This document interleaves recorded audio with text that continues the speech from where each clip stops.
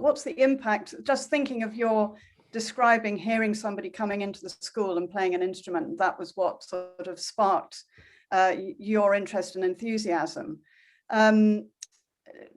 What kind of impact does it have on a young person when they look at an orchestra on the stage, or even a group of musicians who've come into the school, and they see no musicians of color in that group?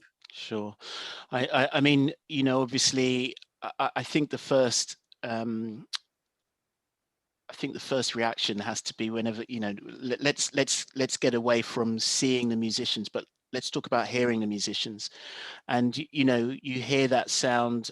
Music has an amazing ability to reach inside us and to really galvanize something in us, to explore our own emotions, our own thoughts, and stimulate us to engage with this art form in just a quite magical way.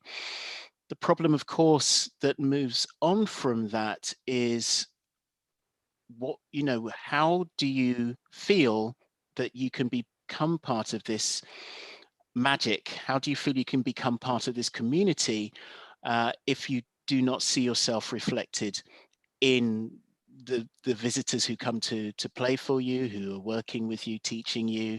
How do you want to buy into that? And I feel that part of the problem also with this is, of course, because there is, let's accept it, let's face it, there is a lack of diversity that is, you know, is anywhere near accurate in terms of the contemporary demographic of the United Kingdom.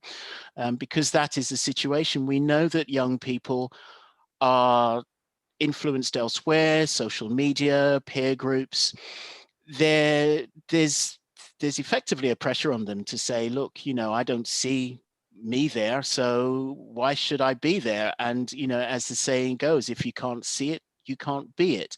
I'm just use a very loose comparison with this, but I mean, let's just take women's football, for example, and look at where women's football has come in the last 20 years. I actually grew up, just a bit of trivia, I actually grew up playing football with Hope Powell, who was the manager of the England football team.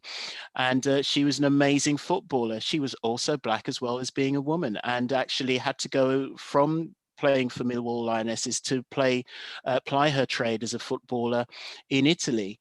We didn't see her for a very, very long time. Now, I say all of that.